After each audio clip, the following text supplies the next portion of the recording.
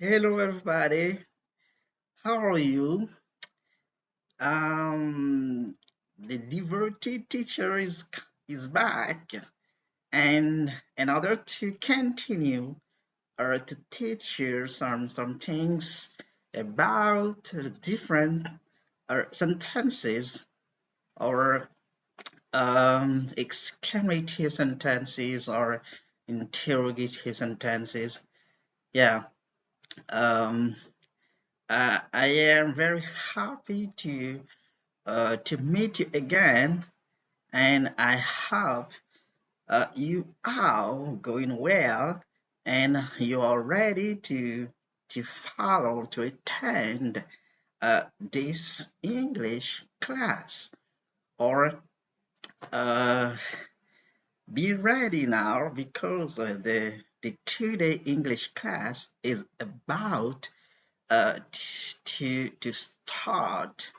Yeah, okay. Thank you so much for paying attention. Yes, let's go. Let's go. Bonjour, bonjour, bonjour, bonjour. Voilà, nous sommes de retour, c'est-à-dire le professeur Dewey est de retour. Voilà, il y avait une petite pause. Voilà, et puis maintenant, il y a cette période des vacances, voilà, et puis je, je décide d'en profiter pour vous faire des nouvelles vidéos ou pour poursuivre notre aventure linguistique pour la conquête, pour l'acquisition des nouvelles connaissances euh, sur l'apprentissage de l'anglais euh, et du français. Donc voilà, c'est toujours dans l'objectif de vous aider à consolider, à renforcer, voilà, à vous améliorer donc en anglais ou en français en fonction de vos besoins ou dans les deux langues. Voilà, c'est toujours un plaisir pour moi voilà, de, de faire ce genre de choses, de partager des connaissances, de transmettre des connaissances et du savoir avec tous ceux et toutes celles qui en ont besoin. Voilà. Et j'espère que vous allez bien et que vous êtes prêts à poursuivre l'aventure en ce sens. Voilà, aujourd'hui, nous allons aborder le, spécifiquement les phrases exclamatives à travers ces objectifs et des exemples pratiques qui vous permettront d'avoir une capacité de construction facile des phrases exclamatives et une capacité de mettre ensemble de, la structure grammaticale et la ponctuation pour avoir une phrase exclamative correcte et complète. Voilà. Donc, c'est très important voilà, de maîtriser ces choses. Voilà, il faut savoir quand est-ce qu'une phrase est exclamative, par quel signe de ponctuation elle se termine. Voilà, c'est l'objectif de ce cours. Voilà, nous sommes là pour vous aider voilà, à maîtriser toutes ces choses. Et tout d'abord, faisons un rappel théorique concernant la phrase déclarative. Une phrase déclarative, au même titre que les autres phrases, que toute phrase, commence par une lettre majuscule et se termine par un point. En anglais, on dit a capital letter. OK? Voilà. Et se termine par un signe de ponctuation. Donc, peut-être vous avez l'habitude d'entendre une phrase commence par une lettre majuscule et se termine par un point. Donc, à mon avis, c'est pas tout à fait correct de dire qu'elle se termine par un point parce que ça peut porter à confusion. Donc, il est préférable de dire, voilà, elle commence par une lettre majuscule et se termine par un signe de ponctuation parce que ça peut être, donc voilà, n'importe quel signe, par exemple, un point d'exclamation, un point d'interrogation, les trois points de suspension. Voilà, ce sont des signes de ponctuation. Car chaque phrase, chaque type de phrase, donc voilà, euh, utilise ou est, est fonction et l'objet d'un signe d'un ou deux signes de ponctuation distincts. Voilà. Donc, pour la phrase déclarative, donc c'est obligatoirement le point d'exclamation qu'il faut utiliser à la fin d'une phrase exclamative. Donc ça, c'est clair et net. Donc, la phrase exclamative commence déjà ou à la base par une lettre majuscule et à la fin de cette phrase, vous devez placer un point d'exclamation. Et ce point d'exclamation, avant de le placer, vous devez laisser un espace blanc en français. Mais en anglais, non, il n'y a pas d'espace. C'est juste après la dernière lettre du dernier mot de la phrase, vous devez placer le point d'exclamation. En anglais, on dit exclamation mark ou exclamation sign. Voilà. Donc, une phrase exclamative peut être affirmative, négative, verbale ou nominale. On a déjà vu ces différentes caractéristiques à propos des quatre types de phrases lorsqu'on avait fait donc, euh, euh, une étude ou une analyse et sommaire donc, à propos de ces quatre types de phrases. Donc voilà, quel est son objectif, quel est son rôle, en quoi consiste donc l'emploi d'une phrase exclamative? Eh bien, c'est simple. Voilà, elle consiste à exprimer de la joie, de la gaieté, de la surprise, de la tristesse, de l'admiration, de la beauté, l'amour, la rage, la colère, l'exaltation, la gloire, la prudence, un souhait, un vœu, une prière. Donc, lorsque vous devez vous exprimer en ce sens, donc voilà, vous devez utiliser donc une phrase exclamative lorsque vous voulez faire un souhait, un vœu. Vous devez exprimer votre joie, votre contentement, votre surprise, votre admiration par rapport à la beauté de quelque chose, voilà, donc à la manière dont quelque chose est fait. Et voilà, donc à ce moment-là, il faut utiliser une phrase exclamative et à la fin de cette phrase, vous devez obligatoirement placer un point d'exclamation en français et en anglais. J'espère que j'ai été clair pour cette partie. Maintenant, poursuivons. Euh, nous sommes en présence en ce moment des différentes formulations ou compositions très utiles en termes de formulation, en termes de construction d'une phrase exclamative. Donc, on peut avoir plusieurs différentes formulations pour une phrase exclamative. Par exemple, nous pouvons avoir un pronom exclamatif ou un élément exclamatif placé en tête plus un adjectif plus un nom. À ce moment-là, nous avons une phrase nominale. Je rappelle, une phrase nominale, c'est une phrase qui ne comporte pas de verbe. Donc, voilà, lorsque la phrase n'a pas de verbe, ni conjugué, ni à la forme infinitive, on dit que cette phrase est une phrase nominale. Donc, nominal, déjà, c'est un adjectif dérivé du mot nom. Voilà.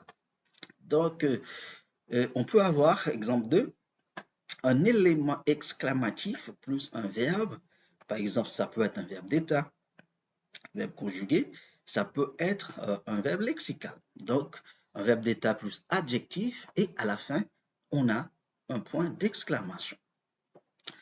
Nous pouvons avoir également un autre modèle de formulation, par exemple un adjectif placé en tête de la phrase, plus un nom, plus à la fin le point d'exclamation.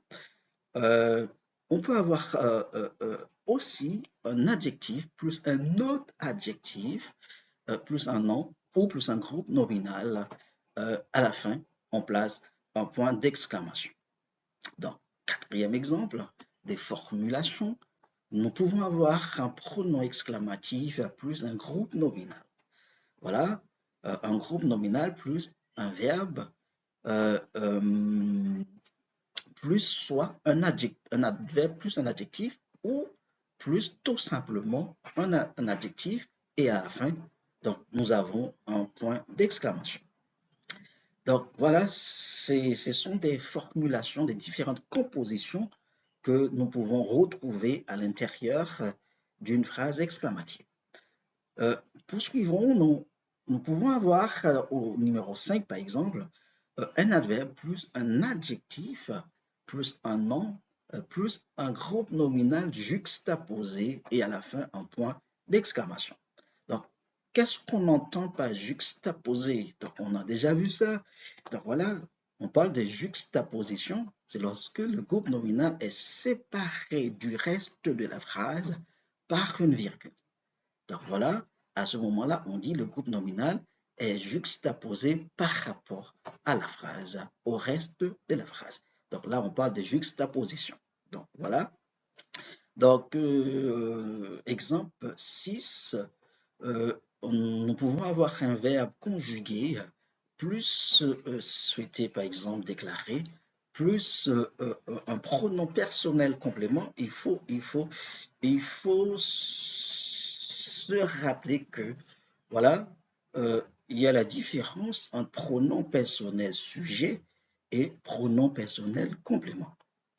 Or, un pronom personnel sujet, par exemple, pardon, je, tu, il, nous, vous, voilà, mais pronom personnel complément, par exemple, me, te, le, par exemple, c'est la, nous aussi, voilà, et pardonne-nous, nous ici est en fonction des pronoms personnels compléments.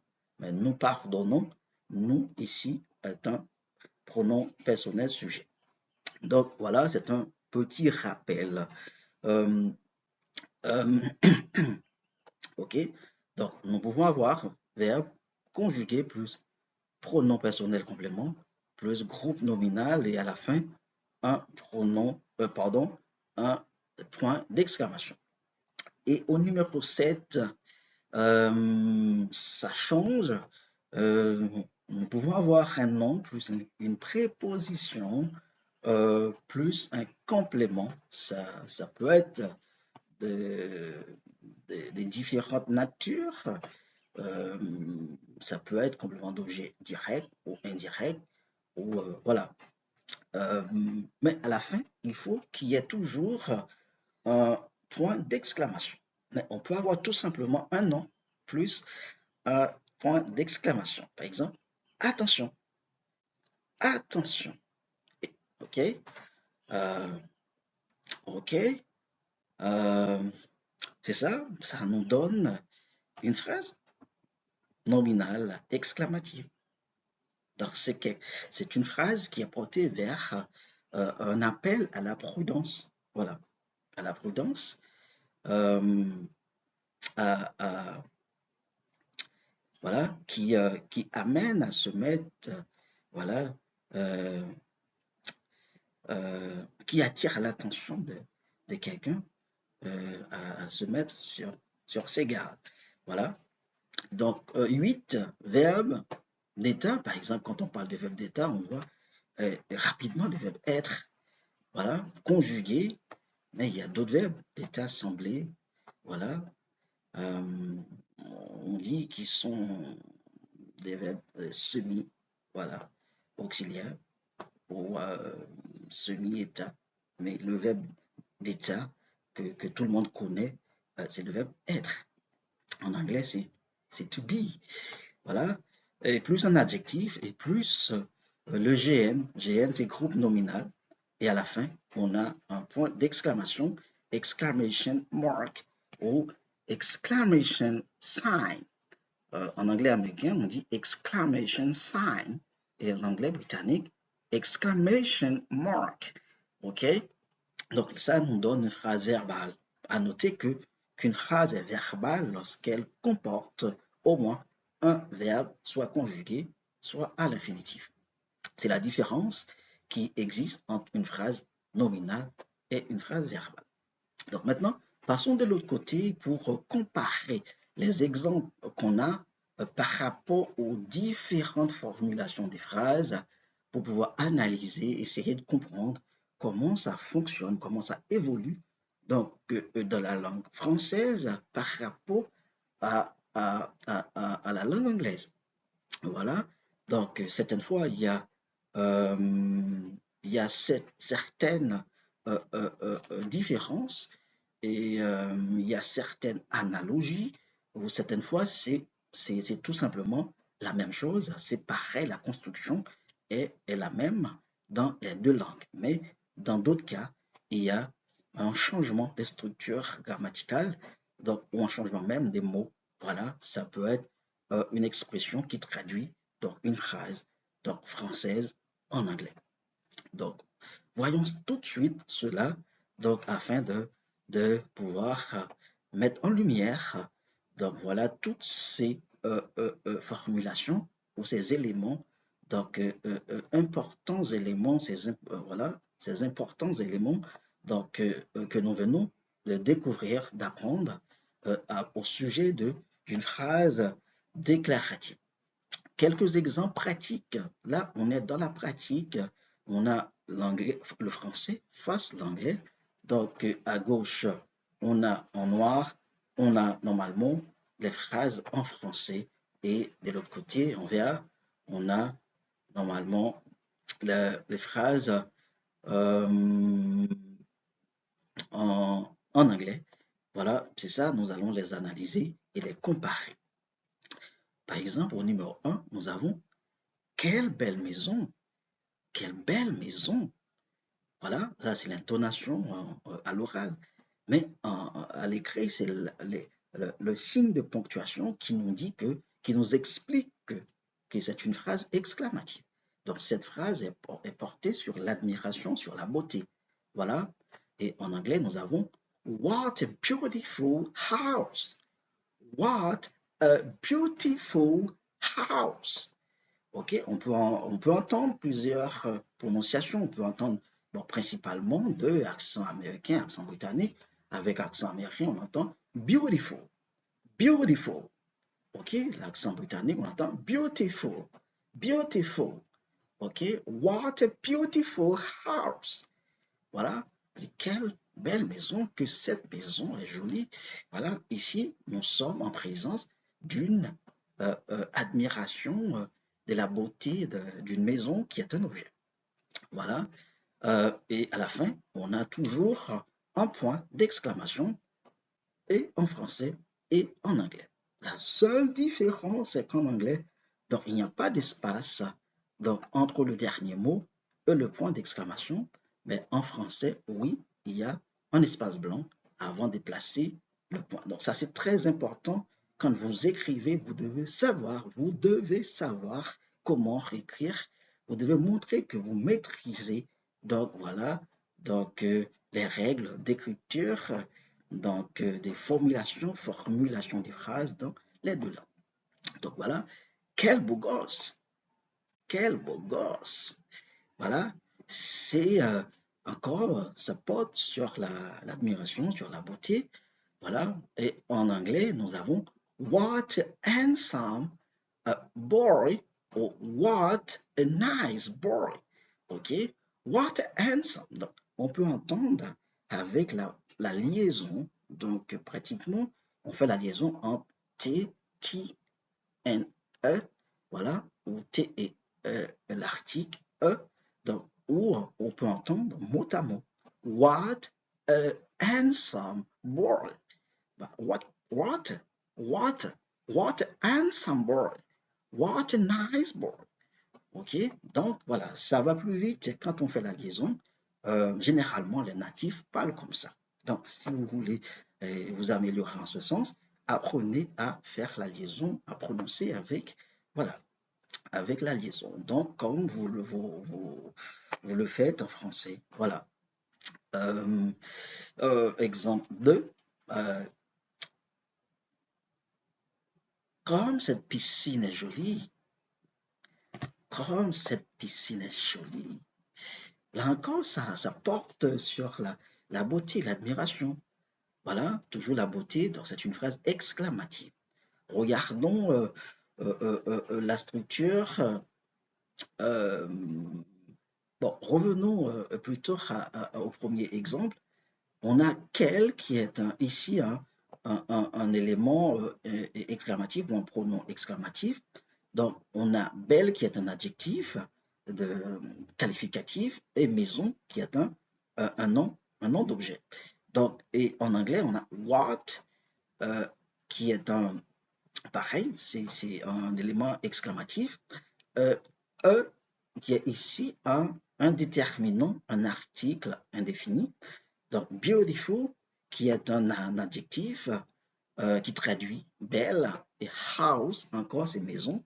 Donc, il n'y a pas grand-chose, il n'y a pas grand-chose.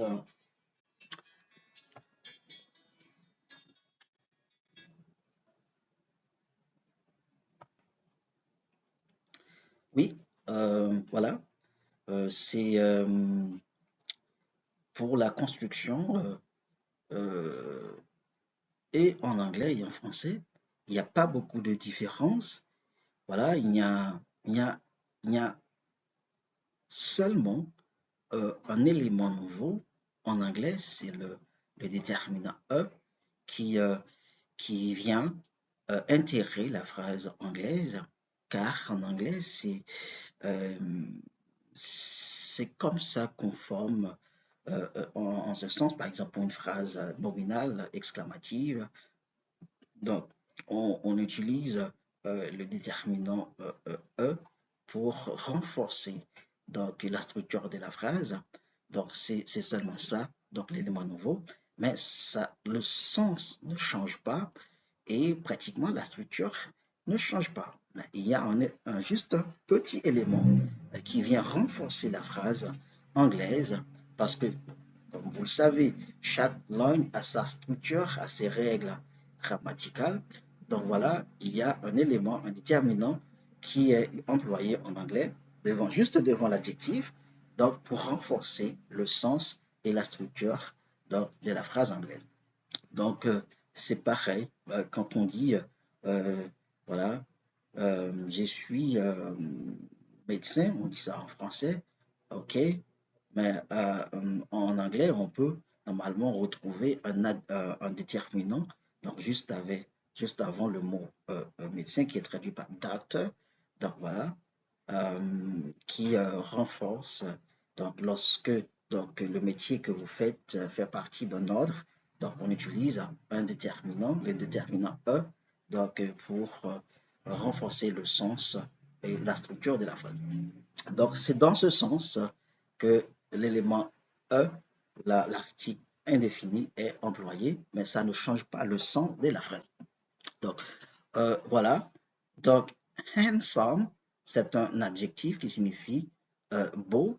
Donc par exemple, on utilise beautiful pour, par exemple, dans le cas de la comparaison entre un homme et une femme, on dit beautiful, beautiful pour une femme et on dit handsome pour un homme. Voilà, mais les deux signifient donc beau, belle. Voilà. Euh, ok, donc quel bel homme, quel bel homme. Donc encore, c'est la beauté, c'est l'admiration. Donc on dit, what a good looking man, what a good looking, what a good looking man. Ok, faites attention, on prononce pas good, on prononce pas looking, on prononce good, good, good look, looking.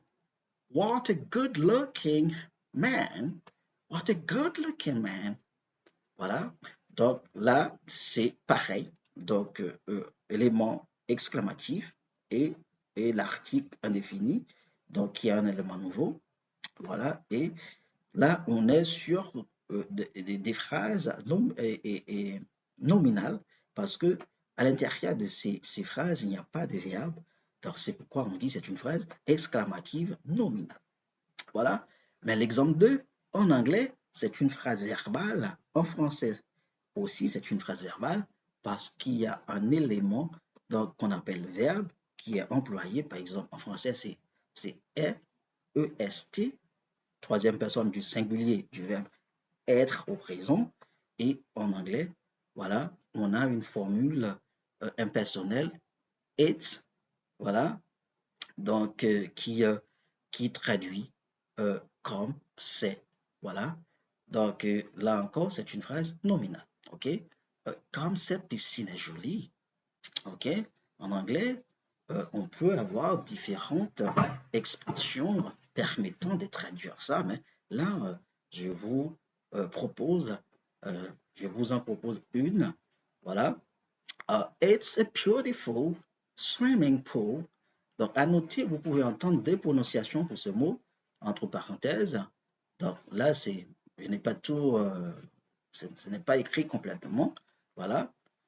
C'est swimming, swimming, donc accent britannique, et swimming, swimming, swimming, swimming, accent américain. Swimming pool, ok. It's a beautiful swimming pool. Donc là, c'est accent américain. It's a beautiful swimming pool. Ok, accent britannique. Donc, cette fille est belle. Comme cette fille est belle, how pretty is this girl? Ok, là encore, vous pouvez entendre des prononciations ou des accents. Par exemple, avec pretty, c'est accent britannique. Et quand vous entendez pretty, pretty, avec les sons de pretty, là, on est sur l'accent américain. How pretty is this girl? Ok, how pretty is this girl? Ok, is this girl? Ok, là on est avec le son t. On est sur l'accent britannique. Donc, que Dieu te bénisse. Que Dieu te bénisse. Là encore, c'est une phrase exclamative qui est portée sur un souhait. Voilà, sur un souhait. Donc voilà, God bless you. God bless you. Ok, may God bless you. God bless you. May God bless you. God bless America. God bless America. God bless France. Voilà, ce sont des phrases exclamatives portées sur un souhait. Ok, donc voilà, vous pouvez constater dans la phrase française, il y a un verbe, voilà, un verbe ici là au subjonctif présent, et en anglais, voilà, donc c'est pareil, ça existe, hein? Ça existe en anglais, le subjonctif, ça existe, quand on dit may God bless you. Oh, God bless you. C'est pareil. Là, on a omis un peu, un peu may, qui est un auxiliaire verbal. Donc voilà, donc pour avoir une forme courte, simple, mais on peut dire May God bless you. Ok, God bless you. Ok, donc troisième, bonne journée, bonne nuit, bonne chance. Voilà, ce sont des phrases exclamatives. Et après ces phrases, il faut placer obligatoirement un point d'exclamation. Donc non un point. Et vous ne pouvez pas laisser non plus ces expressions, ces phrases, donc sans placer un signe de ponctuation qui a un point d'exclamation à la fin de ces phrases. Donc, vous ne pouvez pas les laisser ainsi voilà, sans avoir un point, un signe de ponctuation. Donc, si vous faites ça, donc à ce moment-là, donc vous n'avez pas de phrase, vous avez un segment de phrase, votre phrase n'est pas terminée. Et à ce moment-là, c'est confus. Donc, on ne sait pas, voilà, qu'est-ce que vous voulez dire exactement, quelle est l'idée de départ de la phrase, parce que ça peut être une phrase interrogative, une phrase exclamative, une phrase déclarative ou exclamative. Voilà, donc c'est le signe de ponctuation qui détermine quel type de phrase. Voilà, et en anglais, donc voilà, vous avez cette formulation. Have a good day, have a good night, have a good luck. Ici, c'est luck et non look. Good luck. Bonne chance, good luck. Have a good luck. Have a good day. Have a good night. Have a good luck. Okay? Have a good day. Have a good night. Have a good luck. Ok, mais on peut faire aussi la liaison have a good day.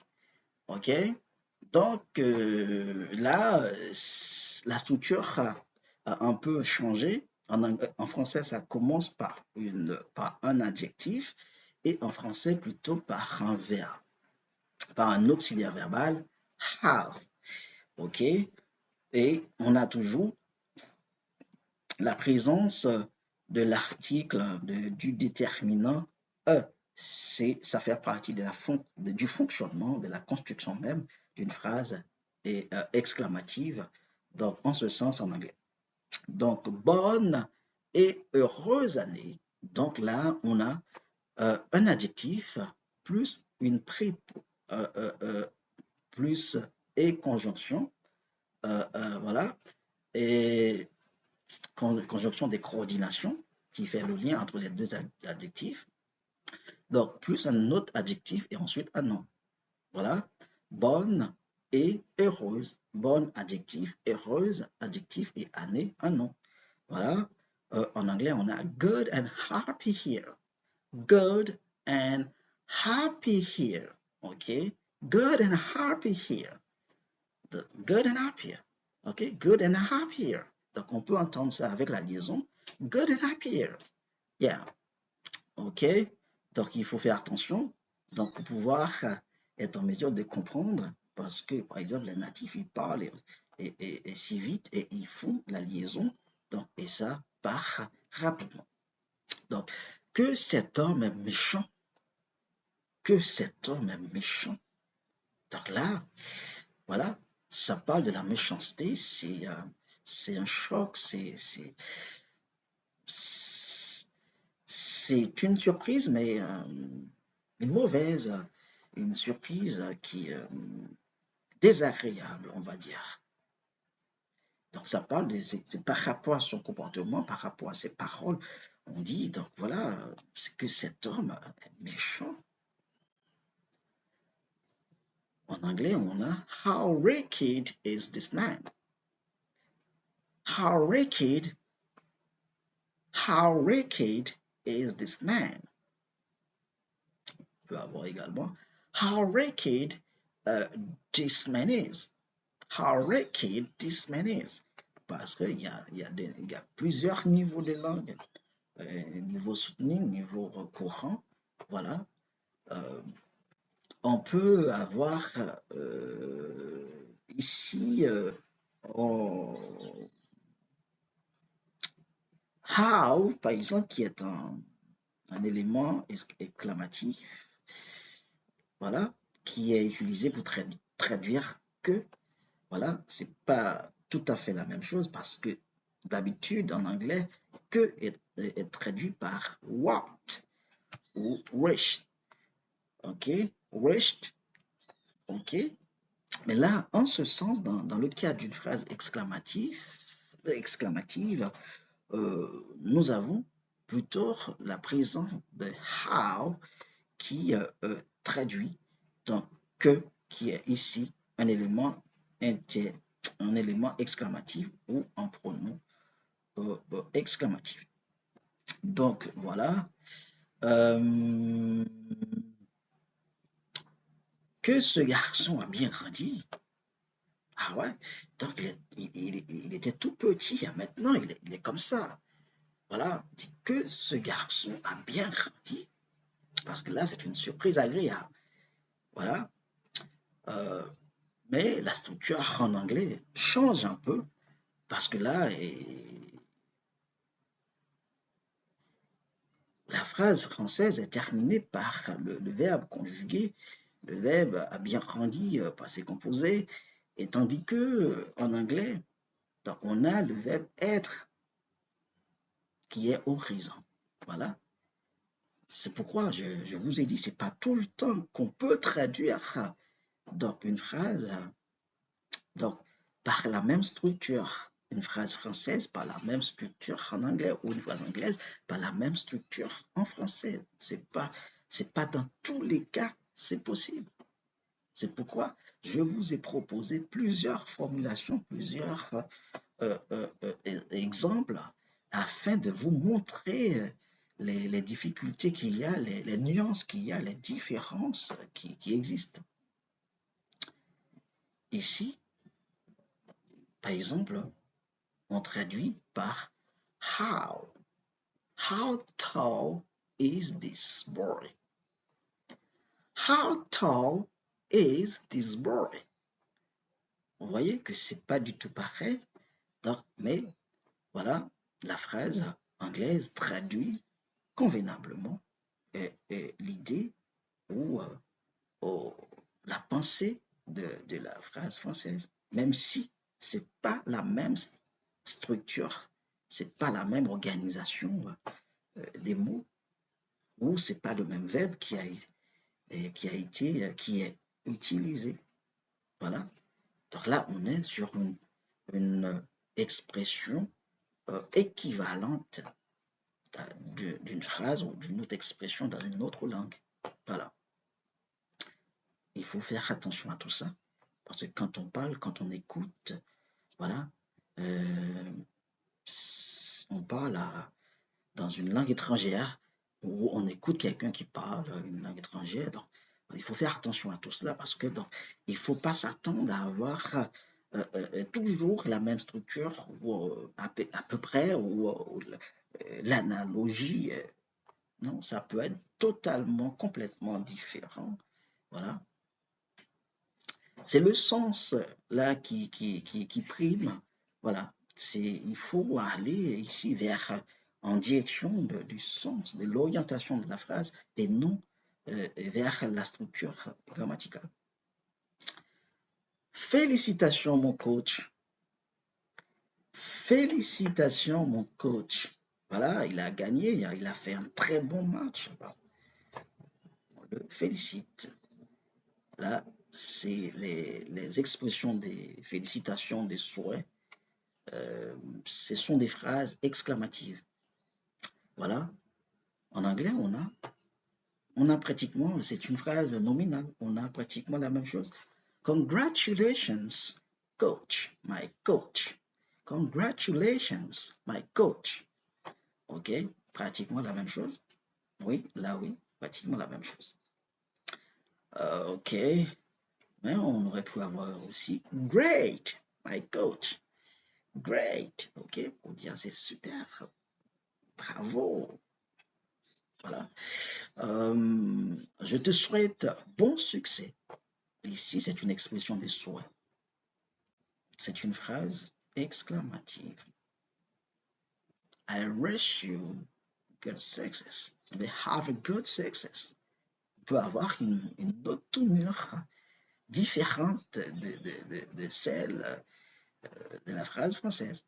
Have a good success. Oh, I wish you a good success. Voilà. Je vous déclare marié. Déclaration solennelle. C'est vrai, ça ressemble à cause du verbe déclarer, à une déclaration, une phrase déclarative. Mais là, on va plutôt considérer l'ampleur du discours. C'est une phrase solennelle prononcée. Voilà. Et généralement, les phrases solennelles, des phrases de cette ampleur, donc voilà, sont plutôt portées vers la phrase exclamative. Voilà, considérez. Voilà, I declare you married. I declare you married. I declare you married. Voilà. Donc, attention aux travaux. Là, c'est un appel à la prudence, à l'intelligence. Voilà. Mais la différence, c'est qu'ici, la structure change en anglais. On a une expression équivalente et non une phrase analogue ou identique en termes de structure grammaticale. Mais du point de vue sémantique, c'est OK, c'est pareil, c'est la même chose. Man at work, man at work, man at work, man at work. Là, c'est la liaison man at work, mot à mot, signifie ce qui signifie attention aux travaux. Donc, faites attention de ne pas traduire par homme au travail. Non, si vous faites ça, c'est un peu maladroit. On va comprendre le sens, mais voilà, il y a l'équivalent de cette phrase en français, c'est attention au travail. Donc, généralement, vous pouvez rencontrer cette phrase sur un panneau, sur la route, là où il y a des constructions, des bâtiments ou des constructions des routes. Voilà, c'est important. Man at work. OK? Et 8, pour terminer, sois béni, mon enfant. Donc, vous connaissez ces phrases. Généralement, pour ceux qui sont chrétiens, catholiques ou même les parents disent souvent ce genre de phrases à leurs enfants. Sois béni, les grandes personnes, voilà. Donc, les prêtres, les pasteurs, les évangélistes, voilà, ils utilisent beaucoup, voilà, ces phrases. Sois béni, soyez béni, mon enfant. Voilà, en anglais, be blessed, blessed, my child. Donc, c'est blessed et non blessed, blessed. Donc, lorsque ed en anglais ou ed termine un verbe ou un mot, donc normalement, lorsque on a le son S, voilà, donc il faut le son CH, il faut prononcer SH, il faut prononcer, donc il faut entendre le son T à la fin, T, blessed, ok, et non blessed. Donc voilà, donc ça c'est la prononciation, les trois niveaux de prononciation de ED en anglais. Donc à travers les participes passés ou le prétérit, l'emploi du prétérit. Donc c'est quelque chose qu'on verra plus tard. Mais là, il faut retenir que voilà, il faut prononcer be blessed et non be blessing. Be blessed. OK? My child. OK? Be blessed. My children. Donc, soyez bénis, mes enfants. Voilà, ce sont des phrases exclamatives. Donc, voilà, nous avons fait le tour, voilà, avec plusieurs formulations, plusieurs exemples, avec des nuances, des différences, des équivalences. Voilà, c'est juste pour vous montrer que, voilà, c'est pas aussi simple d'avoir des bonnes phrases, des phrases correctes, mais d'un autre côté, c'est simple quand on a une certaine maîtrise. Donc, je vous ai montré tout ça. Maintenant, c'est à vous de les mettre en pratique. Voilà, j'espère que j'ai été clair ou, et que ces choses, ces éléments nouveaux ou ces explications donc, ont été et pour vous quelque chose de bénéfique, voilà, et que vous allez les mettre en pratique et que ça va vous servir à vous améliorer, donc soit en anglais, soit en français, donc au niveau de la construction, de la formulation, composition même des phrases exclamatives. Donc, thank you so much for for following, for paying attention. So I say, see you soon. See you soon. Ciao. Bye bye. Bye bye.